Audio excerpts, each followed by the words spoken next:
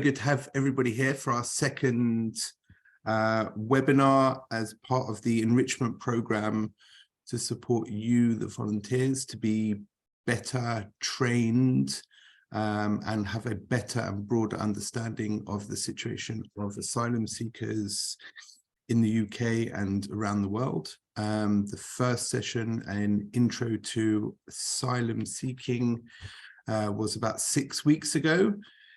And this is the second and final of the introductory sessions. And tonight it's on the British government policy towards asylum seekers, also known as the hostile environment.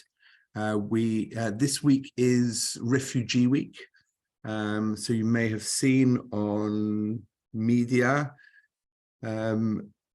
various people speaking and an opportunity to raise the profile and raise and discuss the issues and challenges that refugees and asylum seekers face.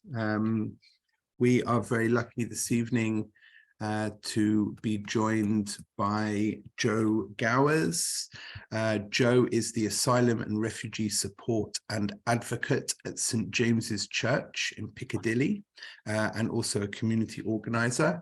She has over 5 years of experience working with predominantly LGBTQ+ migrants and a decade of campaigning experience.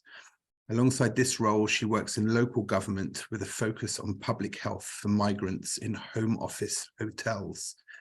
And this year she will complete her MSc in Psychology Conversion, researching migrant trauma. We're really pleased to have her here and to hear her presentation. Thank you very much, Jo. Over to you. Thanks so much for inviting me, and thank you everyone for choosing to spend some of your evening with us tonight. It's really, really lovely to get to meet some more volunteers and some more incredible people part of this work. So I'll just start screen sharing now. Presentation. This is the moment where I realize I have so many windows open. And should have reduced them. Okay, here we are. So okay,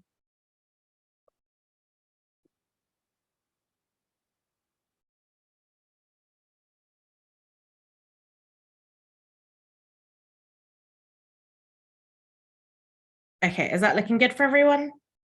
Yes. Fab.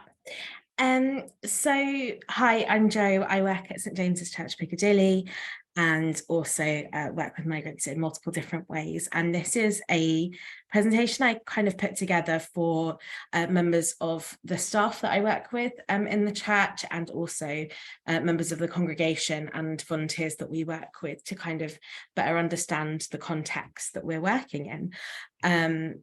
So just to start off, I usually try and do some ways we can work well together, just so everyone feels kind of as comfortable and respected as possible. So that includes using some respectful language.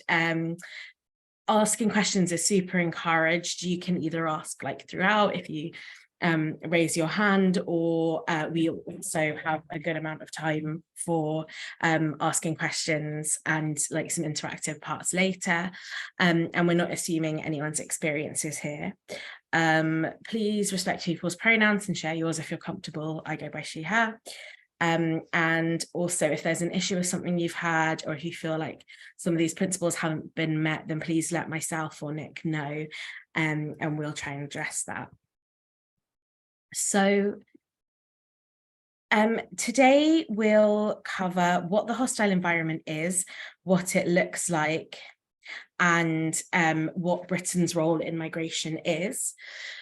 Life for migrants in Britain, what has changed recently and what challenges are faced, what local organisations there are to West London and Central London, and what they do and why, what motivates us as people, particularly people of faith, and also what you can do.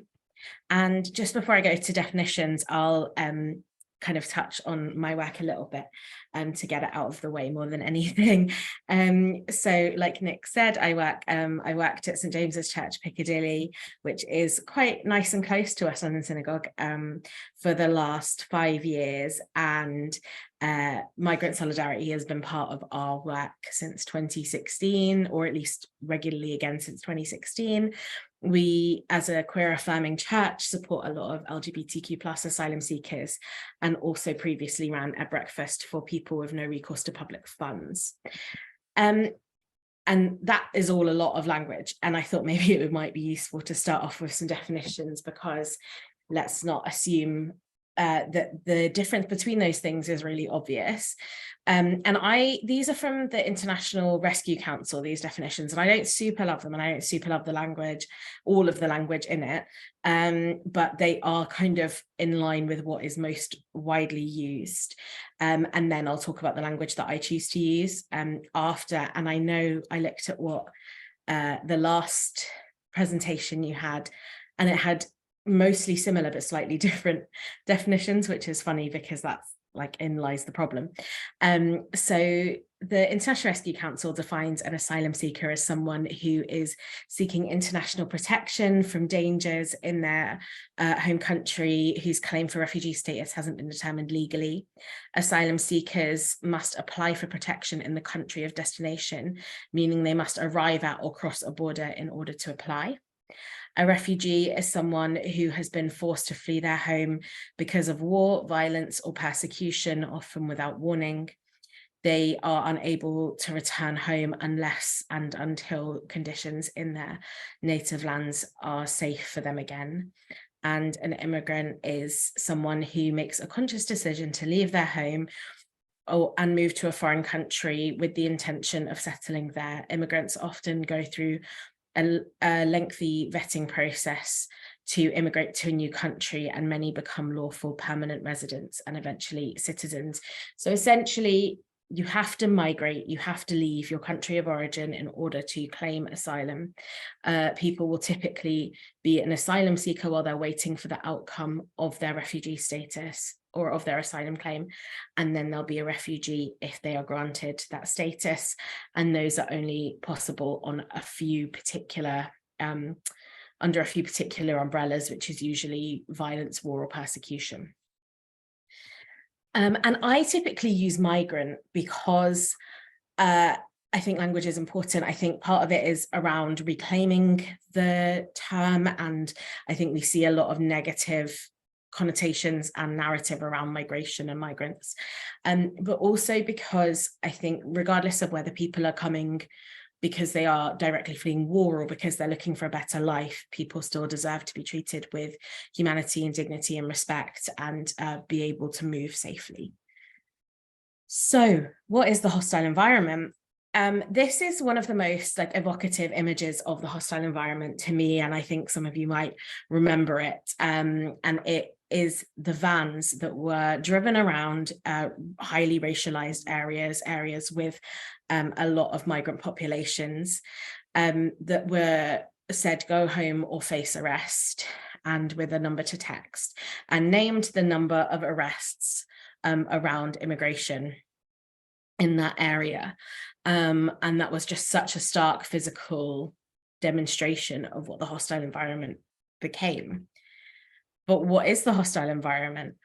So it is the name of Britain's immigration approach as formalized in 2012, though elements of it and kind of the direction of anti-migrant policy became popularized in the kind of end of the 90s. So we've seen it across multiple different political parties.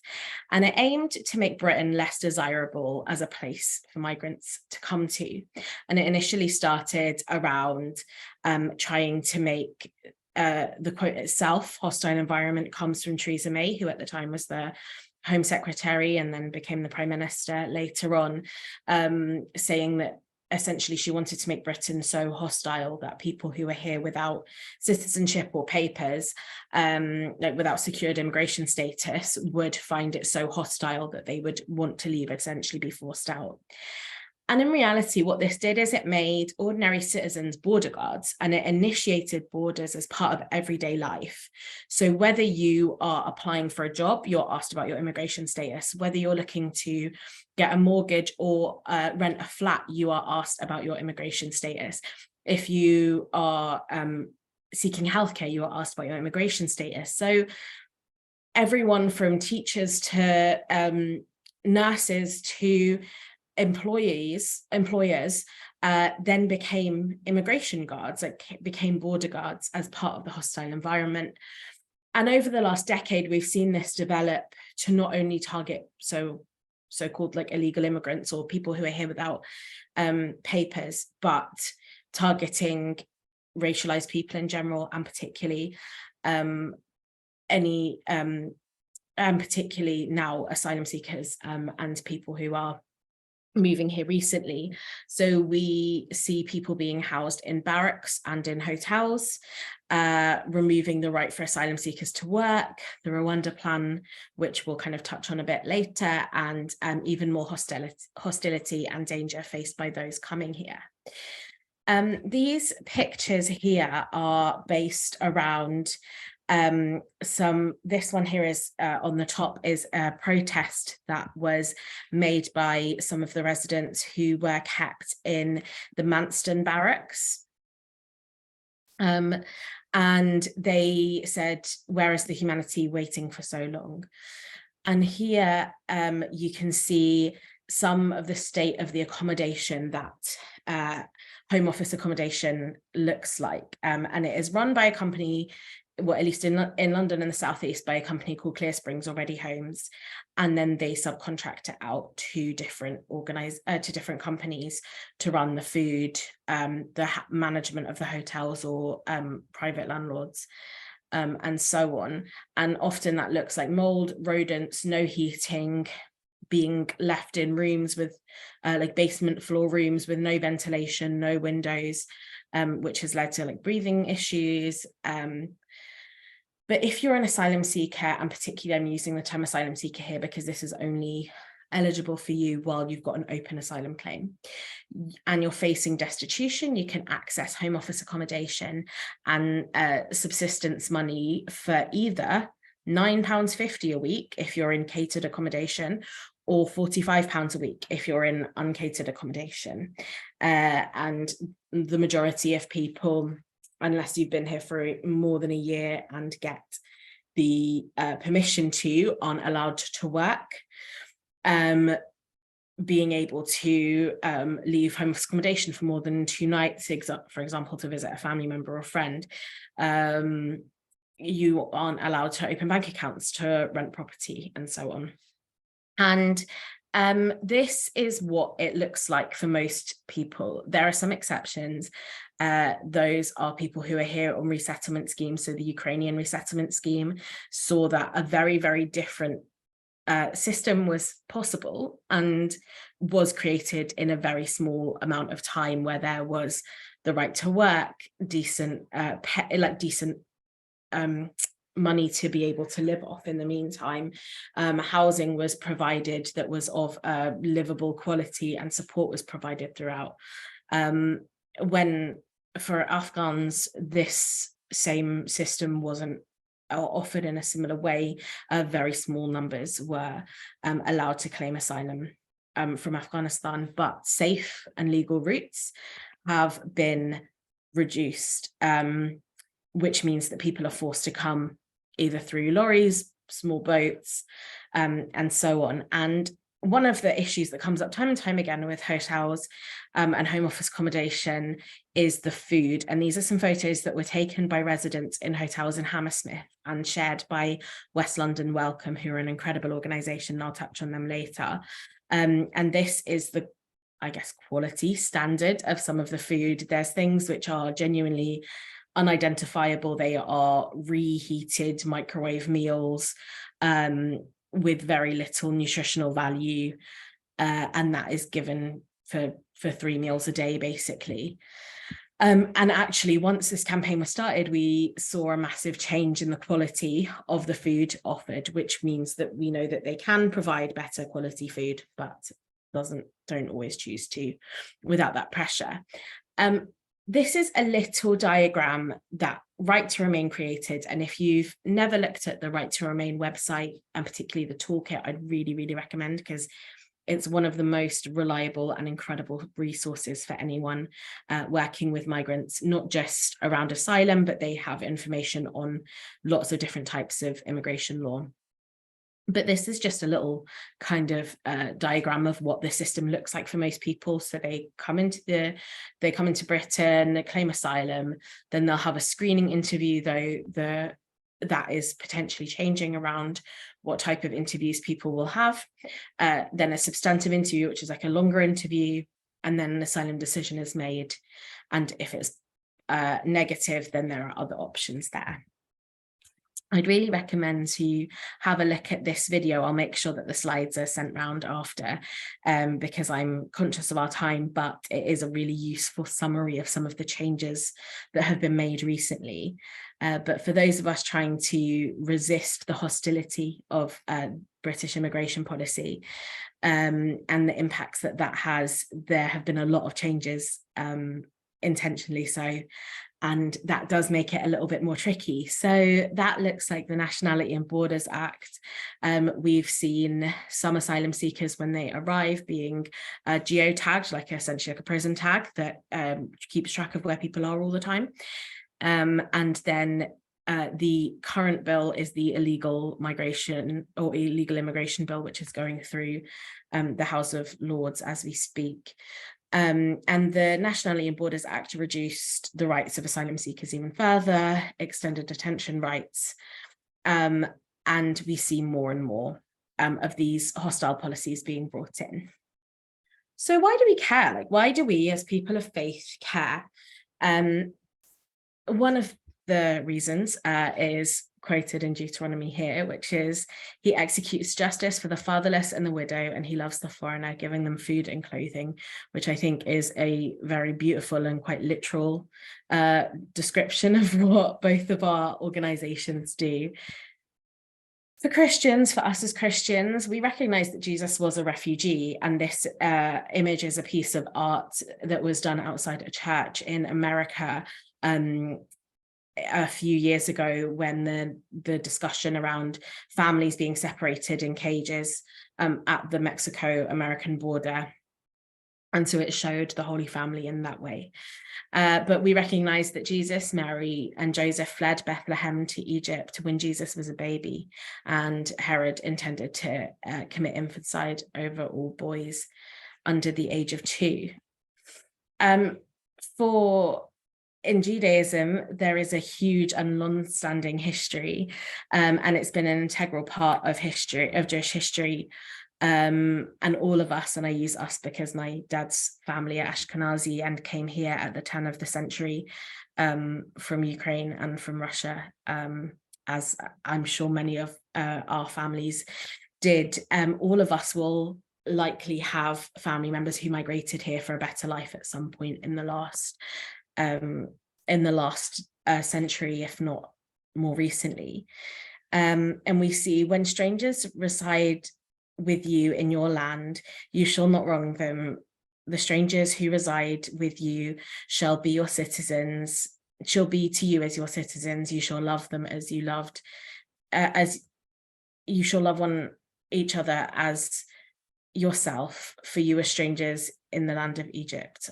I'm your God. And that's from Leviticus. And I think, as someone from a queer affirming church, we rarely get to quote Leviticus in a positive way. But it, I think, goes to show that those of us who are doing this work, and those of us and others who take certain parts of Leviticus and other scriptures literally are choosing which parts they want to focus on and which parts they don't. And also we see that from Egypt, from Exodus, do not oppress the foreigners, do not oppress a foreigner, for you yourself know how it feels to be foreigners, for you are foreigners in Egypt. And I really say that to say that literally from Genesis to Psalms to now, Migration has always been at the heart of humanity's story. As long as humanity has existed, migration has existed. People have moved and people will always move, from all cultures, from all histories. Movement, migration is a part of life. It's a fact of life. It's at the heart of our stories. And to try and stop people moving will not work. It fundamentally doesn't work. All it does is makes it more dangerous for people to move. And that is the whole point of the hostile environment, is to make it so dangerous for people to come here that then they'll tell their families, or, you know, the message will go back and people will no longer come here. But we know that that's not the case. We've seen over the last decade that immigration numbers haven't necessarily reduced, and have stayed consistent as they have like throughout the last 20, 30 plus years. And it's really just endangering people rather than actually having any impact. I think it's also really important to recognise the role of Britain in colonialism and what role that plays in migration to Britain, that the reason why a lot of people speak English and therefore want to come to England, or at least have some understanding of English, is because of colonialism, that some of the bombs and weapons that people are fleeing from were sold by Britain to other countries to be used in these conflicts. And then also particularly with the community that I support, LGBTQ plus asylum seekers and migrants, the majority of residual homophobic or existing homophobic laws internationally are residual from British colonialism. So from the 1837 Offences Against the Person Act, which then was put into countries across colonialism or across Britain's empire. So a lot of countries where people I support are from, Uganda, Nigeria, Ghana, those are all residual colonial legislations. And therefore, I think it's important to recognise that in Britain, we have an additional responsibility, and just to acknowledge some of that power dynamic. I'll quickly go through this because you don't need to know loads about what we do at St James's, but I thought I would just include it in case that's useful to go back in at any other time. But we provide tailored, holistic, practical and emotional support, from coordinating letters of support and evidence, to helping people find lawyers, helping people with the transition of leave to remain, monthly meetings, engaging with services, and so on. We also are part of some of the advocacy, because I often describe this work as putting out fires, and we can only put out so many small fires without addressing the cause of the fires. So we work with organisations like Migrants Organise, Solidarity Knows No Borders, Free Humanitarians, and Lesbians and Gay Support the Migrants. And we're building a movement in our congregation to do the same. And one of the activities that I'm about to go on to will help you also address some of those things. What else is happening locally?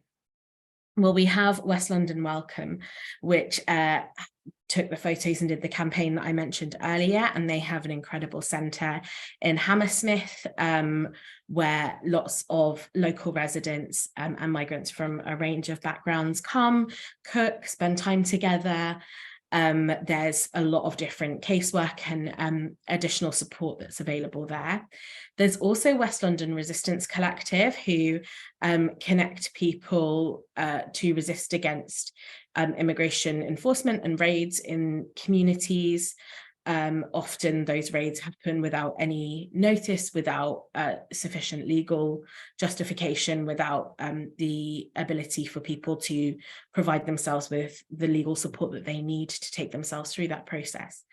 And then Solidarity Knows No Borders, which is an incredible group of a network of organisations, from These Walls Must Fall to SOAS Detainee Support. West London Welcome is in there, lots, like a whole wealth of knowledge and information, which is also campaigning for justice. So what can you do? Well, there's lots of things, and we'll touch on some of them in a minute, but you can join your local anti-raids group or find out some more about them. You can organise for migrant justice with some incredible people. But the main thing is to not be complicit or apathetic. So the main thing that the hostile environment relies on is for people to be complicit in it, to not question the border guards that we have to become in day-to-day life, to not question when our neighbours are being ripped out from our communities in vans in the middle of the night, to not question the dehumanization. And they expect us to be apathetic with it. There's so much going on in the world, people are struggling, and they want to make us feel like the main victim. Or the main threat, I guess, is someone who is your neighbour who has less power than you, rather than the people who have more power in these situations. And so the best way you can resist is by not being complicit and not being apathetic, much like these legends who prevented an immigration raid in Glasgow last year. Came. So thank you so much. Shall we stop for a couple of questions and then we can do some community mapping exercise? Does that sound good? Yeah. Fab. Is there anything that anyone's got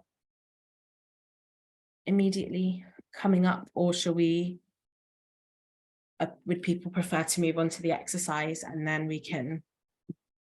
Well, I mean, I've got loads of questions, but so maybe I'll jump in first. Someone may jump in next to me. Right, if anyone's got a question, ideally there's a raise. You can raise a hand in the reactions tab at the bottom. Gives you an option to raise a hand.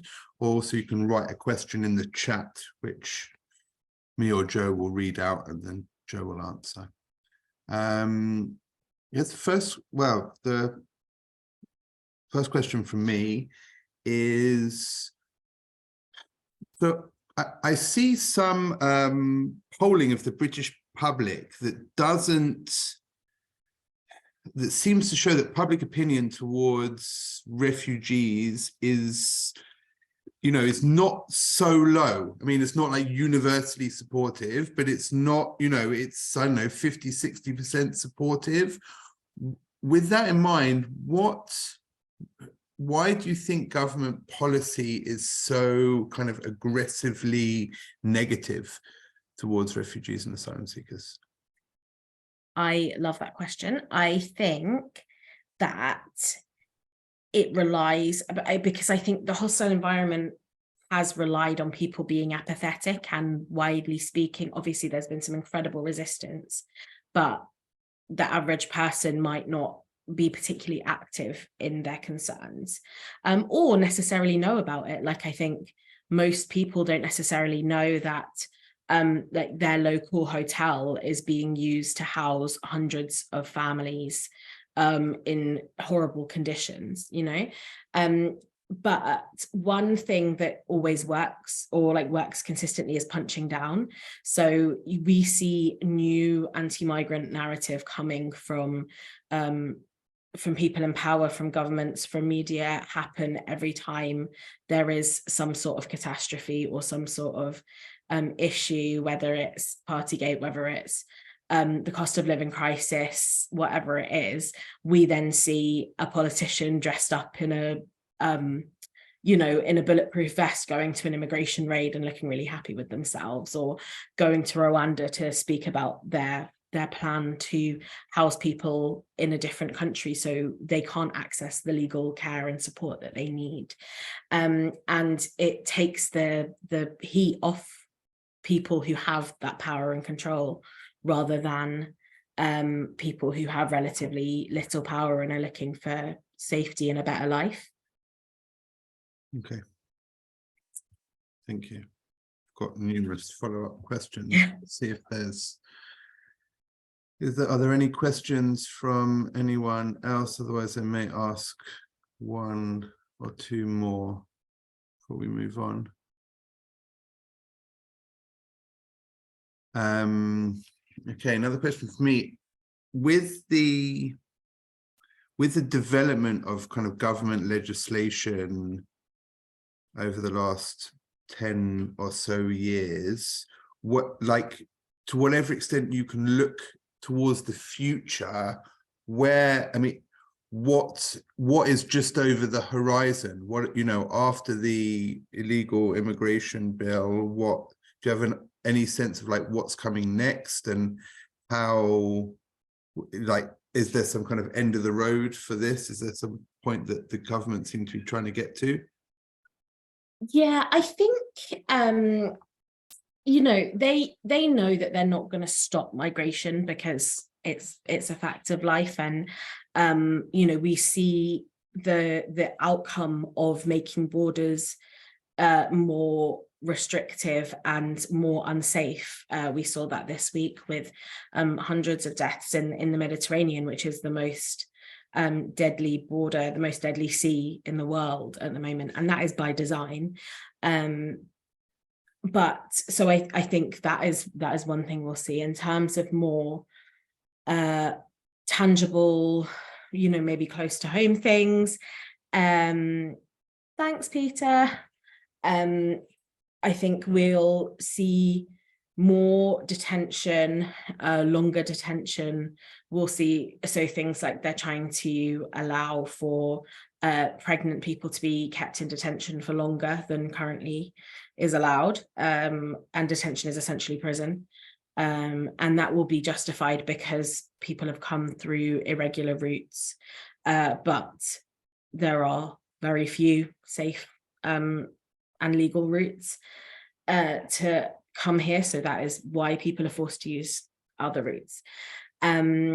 I think whether or not we'll actually see the Rwanda plan happening is still to be determined. There are still some court cases going through to the higher courts, and it's an incredibly expensive, really badly thought through plan.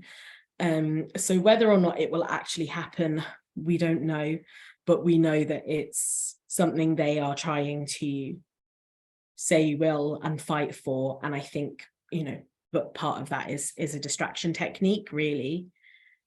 I think maybe some of these points are leading quite nicely to the exercise. So shall we switch to that and then we can address any more questions after?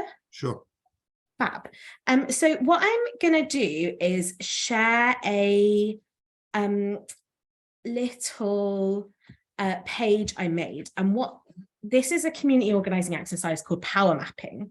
So we've identified the issues in the hostile environment and what it looks like to live in Britain as a migrant now, kind of fear and a lack of trust, and obviously there are a lot of issues, and I'd like to think you're with me around addressing some of those issues. So we'll look at how do we actually do that? What does that look like? So let me share this. Okay, so what I'll do is I will, I've put these questions up, and then if people want to either shout out and share their thoughts or typing them in the chat, then we'll see what people think around who makes decisions in or about the hostile environment, who profits from the hostile environment, who fights for a fair and humane immigration system, and who will object to us to a just and humane immigration system, what will challenge us. So does anyone have any thoughts about who, and I'll copy and paste these questions in the chat for now, who makes decisions around the hostile environment? Ooh. In or about asylum movement. I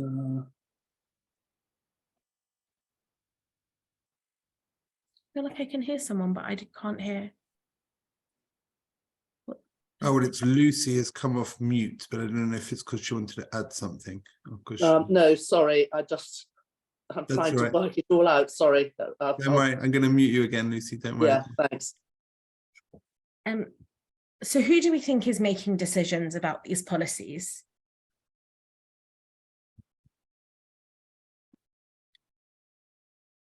I feel like Nick asked about some of them a bit directly. It's all right. May I answer? Yeah, please. So obviously the government themselves play a part in that. We also, as communities, by, as you said, being complicit, reporting neighbours, stuff like that, and being apathetic, also contribute to the hostile environment. Nice. Is complicity a word? Because I'm writing it, but I'm not convinced it is. Yeah. Oh, it is. Okay. All right. Great. And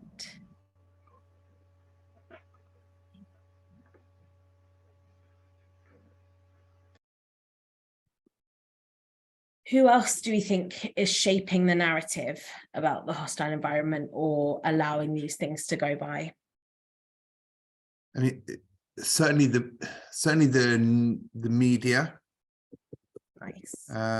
You know, although as far as I understand, because the media are very good at understanding who clicks and watches on their articles, essentially that then becomes us by clicking and watching their, you know, clicking on the articles and watching the videos.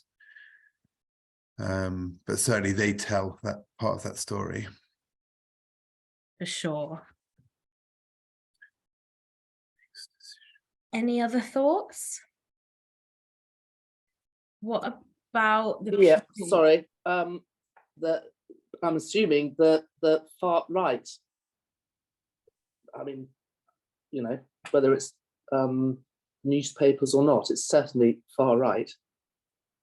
Yeah, absolutely. And more recently, they've become organised. So we've seen them target asylum hotels in Knowsley, in Dorset, where then they're not safe to be there anymore. They've just been having a whole protest in Cornwall, where I am, or close, you know, because of a hotel in Cornwall. Nobody else there, but they, you know, went all around the town. Anyway. Yeah, and that's where you kind of see the connection where the media perpetuates the narratives of migrants as being dangerous, like inherently dangerous, you know, like that's why why are people stopping deportations when we're deporting criminals, like we're deporting these evil criminals. And then the far right uses that same fear tactic, and together that creates an atmosphere where people feel safe to go out and protest or attack these hotels and other spaces where migrants are and trying to live. In a similar vein, who do we think profits from the hostile environment? Like, who's got skin in the game? Who's winning from things being the way they are, from status quo?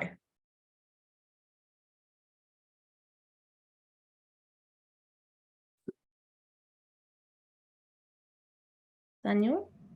Again, all of the actors pretty much in those that made decisions, as well as private companies who own the hotels and contractors. Sure. And those look like that, because I think there's so many companies that are involved in running the hostile environment in a way that we don't get to see on a day-to-day basis. So there's companies like Clear Springs who have the contracts and are making millions, if not billions, from the hostile environment for what is genuinely some of the worst conditions I've ever seen in my life of living. But then the companies who are getting the contracts to run the security in the hotels and to run the immigration raids and run the detention centres, because those are run by G4S and Serco, the same people who are running prisons are running detention centres. And then also you've got the people who are doing the food contracts in the hotels, the cleaning contracts in the hotels, all of those, it's an incredibly expensive system for the government. There's definitely cheaper ways to do things that is more humane. But yeah, that's not the way decisions are being made. So for sure, we've got like G4S, we've got Serco, MITI, Clear Springs, Ready Homes.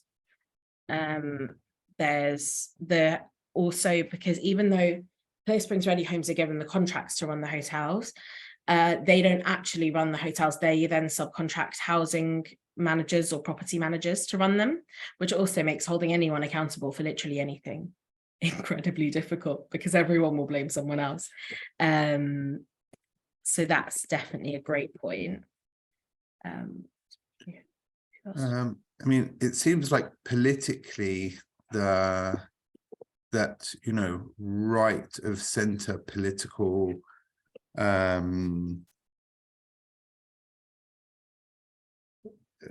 well, like politicians and the people who organize political campaigns have seen that this issue is a good wedge issue, that it plays.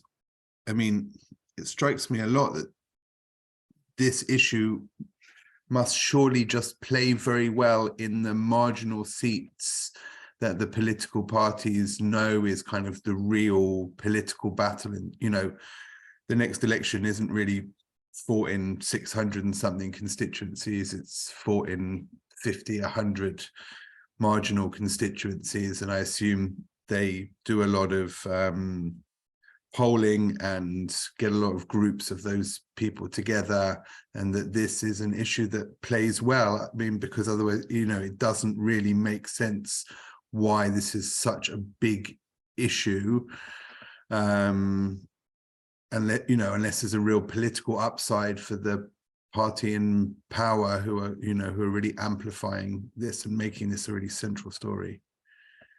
For sure. The Conservative Party, I think, profit from the hostile environment.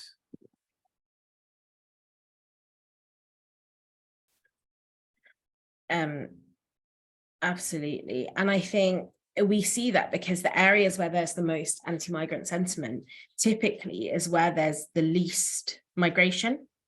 So in one of the areas that I work in my other role, a relatively new hotel opened up at the end of last year, and we were really protective over, you know, local communities knowing where it was for the safety of people.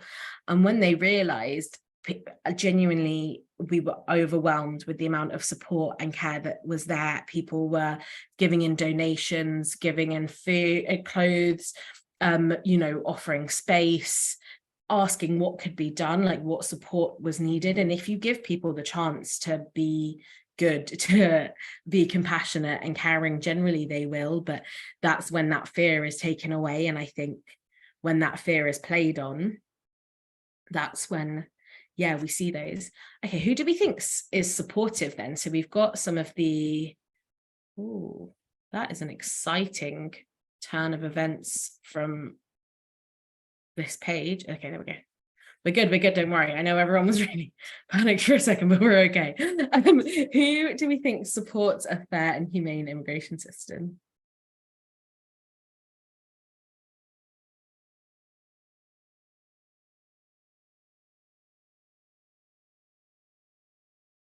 Us. Yeah.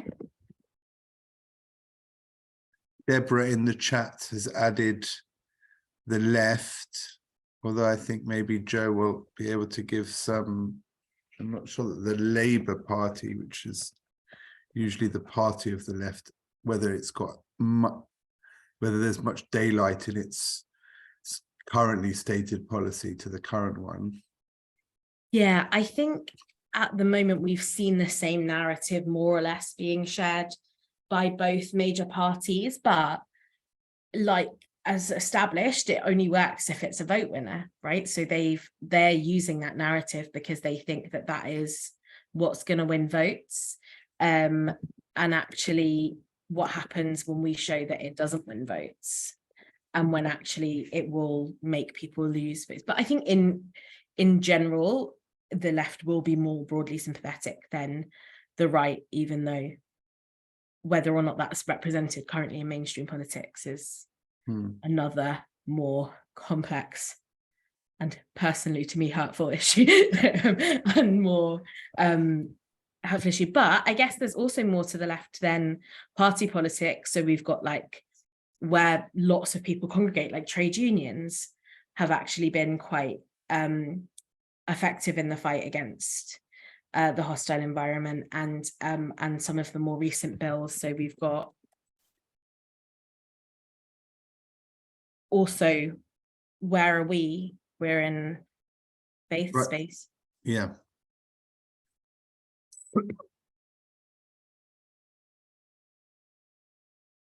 Schools. Who do you work with in the lunch club and drop-ins? Right. I mean, other charity, like other NGOs.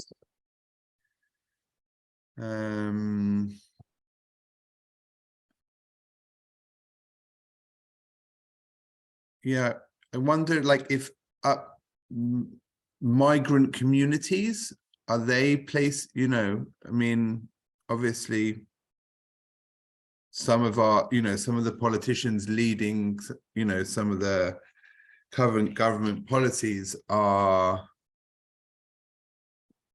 you know, migrants themselves or the children of migrants, but in general, I feel like probably more likely to be supportive. Yeah, and more wider spreading migrant communities. Yeah, I think that's a really, really great point. And I think going back to who's going to win votes and who's going to lose votes, I think the votes that are trying to be won from that they think will come from, you know, reactionary politics and anti-migrant sentiment often ignores ignores the votes of industrial inner city areas, residential, like migrant diaspora communities who won't respond well to that sort of narrative, but our vote is often taken for granted. Like, it's assumed who else would we vote for. And so I think when those communities their votes are lost, then that will probably be an impactful moment in terms of the shift of politics. Who do we think will object to one, and what will challenge us? And particularly I'm around what will challenge us, because I think we've kind of got an idea of who will object in terms of who's profiting, who's making decisions, but what are the challenges we face?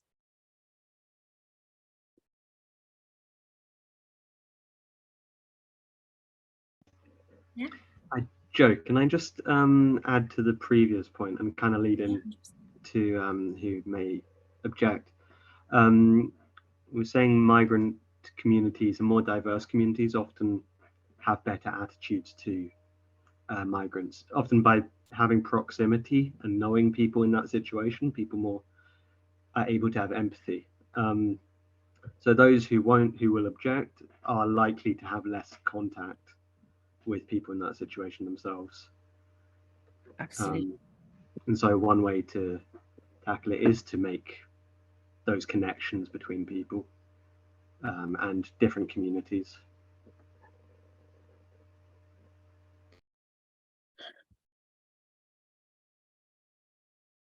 Less diverse communities. I really love that point. Yeah. And it is where there's you know, when it's hard to find someone tangible to blame for the scarcity in people's lives, right? Like the cost of living crisis. And so it's when you see, the narrative is people are coming and taking your resources, that is an easier narrative to buy into sometimes, or people to blame than people who are actually probably more, or definitely more tangibly connected. what about time? How are we all, not just as in today, right now, but in general, how are we all doing for time? Are we feeling like we've got an abundance of energy and time to spare? No, not really. Yeah, I think that can sometimes be a challenge, is capacity and time of organisers. Yeah. You know, I often think that progressive social messages are often quite nuanced, and regressive or conservative social messaging often seems just very like snappy and like, you know, not nuanced, but as a result just quite snappy. And you know, by the time you're explaining the benefits of migration and the moral responsibility of doing this, you know, someone's come up with a 3-word or 10 words, you know, catchy line, and you're struggling to have the same impact. Particularly while people have this, you know, just general lack of capacity to sit and think.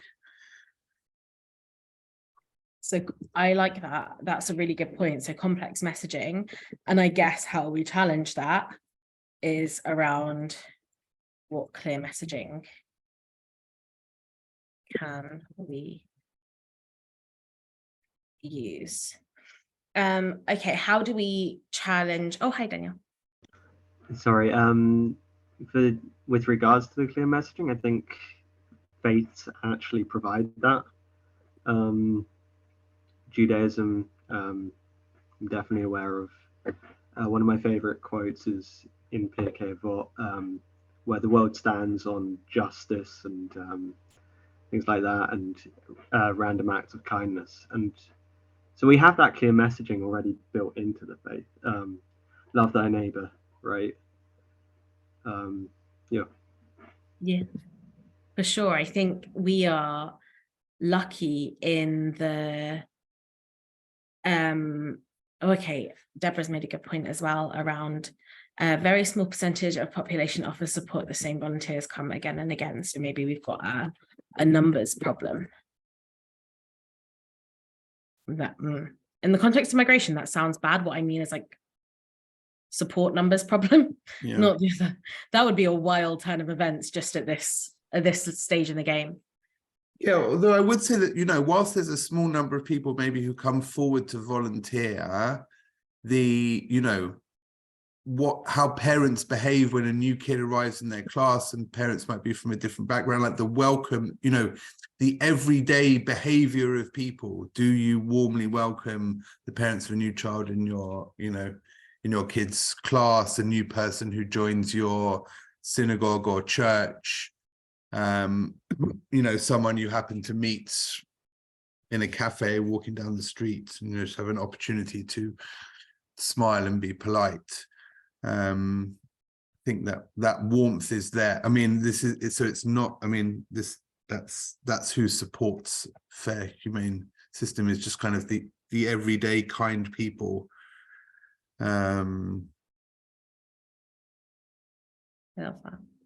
Yeah, and I think so. Definitely, we always need more people engaged, but also I guess there's something around making people know that it doesn't have to be, you know, offering hours and hours and hours of your time or making this fight your entire life. It can be, you know, what that welcome looks like, because essentially we're not complicit with borders when we welcome people locally. We're not apathetic to borders when we show compassion to our neighbours or our friends or the new family in your kid's school. And that slowly breaks down those borders, because it shows that they don't work. Like, we will still support each other. And I guess supporting each other is sort of how we get over the capacity and time issue, right? Sorry, you were going to say something. Something that challenges us that I notice a lot is that, because obviously the government and some of the big media companies are, you know, have an anti-migrant asylum seeker rhetoric, and it's often quite fiery, and basically the right seems to do well when people are like fired up and angry and shouting. And even if you're on the left, even if you're opposing those views, but you're shouting back, the fact that the conversation is happening in this very heated, fiery way seems to support the causes of the right. Whereas when the conversation is about kindness and welcome, and like when the messages are calm and warm, they seem to benefit the viewpoints of the left. But when you've got when the people who set the media agenda can kind of fire it up in a certain way, by responding to Rwanda, by responding to the being vitriolic in your response, you're often, in some ways, you're just playing the game of the other side. Yeah, and I think I definitely get what you mean. And sometimes, as much as I appreciate the week we're in and that it forms some of the narrative, I have the issue with Refugee Week, because it is also always quite generic or general, but is that people will, and I've heard this so many times this week, no one would risk putting their children in a boat if they didn't have to get somewhere, if they had no other choice. And I absolutely get what messaging we're trying to portray, but actually it is nearly like the system wins when we think people have to risk their lives in order to prove that they're worthy to be here. And that shouldn't have to be the case. People should be able to move with safety and be treated with compassion and dignity, regardless of the method that they came here. And, the fact that people even have to risk their lives to move, being accepted as a fact is, within itself something that shows that is the narrative so strongly now. But yeah, it is that sort of balance, isn't it, of countering some of those ridiculous points, but also not even recognizing it. And that's sort of why I always repeat that migration is a fact of life, because it's become so accepted to think that you should lessen or stop migration. Like that is, by far the accepted narrative of the day. But actually migration is a fact of life. Like all of us have migrated at some point, all of us will migrate at some point. And that has literally been the case as long as humanity has been the case. We see it in the first book of our scriptures. So we know that migration will always happen. And to not question the stopping it is definitely part of it. Jo, just to let you know that it's now 8:30. Yes. So we started about 5 minutes late, and I'm sure everyone has another kind of 5 minutes, whatever, but we're definitely coming into the last 7-8 minutes. Perfect.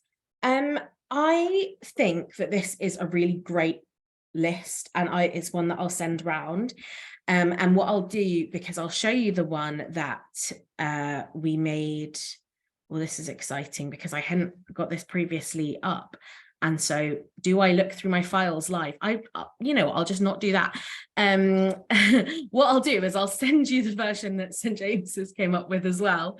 And but the way I organized it was in color-coded boxes, so we could see where like the media came up multiple times. And actually, I'm just going to put the media on the list of for-profits because they sell papers. Sorry, they sell papers. The more that this narrative continues.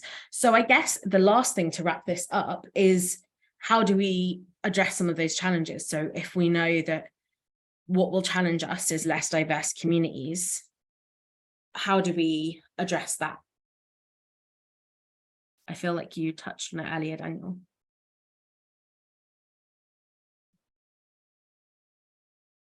We need to go there and speak to them.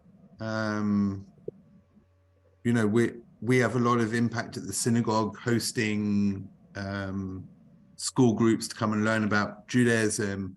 I had a friend for a long time, worked for a really good organization, Diversity Role Models, that took LGBT role models into schools to talk to people, kind of, you know, demystify the stranger.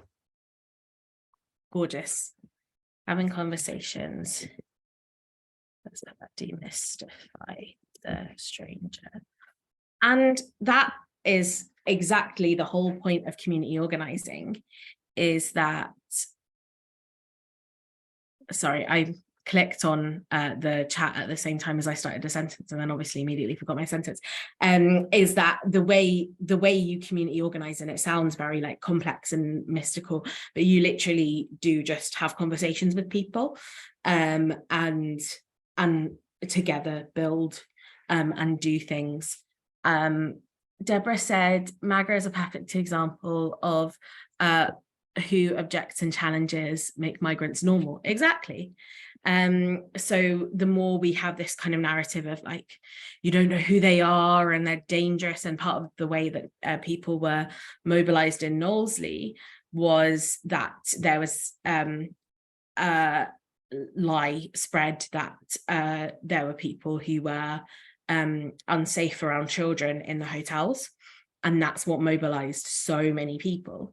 And it played exactly on those narratives that we've seen used by the far right for, I mean, centuries, of that people of color aren't safe around women or children. Just see. Oh, thank you, Simone. I think on that, I will share this with Nick to share around along with the slides, but I'm happy to wrap up unless anyone has anything to add or any other questions. I'm happy to share my email as well if anyone has anything they want to ask, like off screen. We're not asking for an answer now, but just, you know, building on also some of the things that you've said and things I'm thinking about, where, you know, we must think of an opportunity to bring together West London Synagogue volunteers and St James Piccadilly volunteers. You know, our volunteers come together at Christmas each year to run a Christmas Day meal for people experiencing homelessness in Westminster. And so those volunteers get to meet there. We must try and find some opportunity in the year, because I think the more we get to know one another, and that just makes us stronger and more confident. Absolutely. And also shows the unification of our faiths on this issue. And there are obviously other faith groups working around migration as well. And so it kind of shows, and there's so many people who attend our institutions or who places of worship and who are with us on this, and it does exactly demystify these conversations and show that migration is just part of what we do. Thank you very much. It's been most interesting to listen to you. Oh, thank you so much. Thanks for joining. Yes, me too. I've always enjoyed these. It's very thought-provoking. You end up having to think more, not having joined in the conversation but listened. You go away thinking you're more insightful. Thank you, Jo. Thank you so much. Yes, thank you on behalf of everybody who is here. That was really excellent. I think Flicky put it just right. Just this is going to sit in our brains for the rest of the evening, if not for the next few days, as we try and figure out, you know, we help in our own small way, and we need to do as much as we can to help as much as we can. Well said, Nick. Yes. No, you were great, Jo. Thank you so much for that. Thanks for inviting me. I had so much fun. Nice to meet you all. Thank you. Lovely. All right. How did I bring everyone back into view? Yeah, really. Yes, Jo, that was great. I'm going to pull this to a close for everyone. Thank you all very much for coming. Take Refugee Week as an opportunity to hear stories of people here in the UK and around the world. Find opportunities for places to donate your time, to donate your money, to donate spare things you have around your home. but kind of, you know, most importantly, it's the little smiles that you make to people, the little interactions that just make people feel welcome here does in its own way combats the hostile environment. Lovely. Look forward to seeing everybody soon. Huge thanks again, Jo. Look forward to us bringing our volunteers together at some point in the future. Lovely. All right. Have a good night, everyone. Thank you. Good night to everyone. Thanks, Jo. Bye. Thanks. Bye. Bye.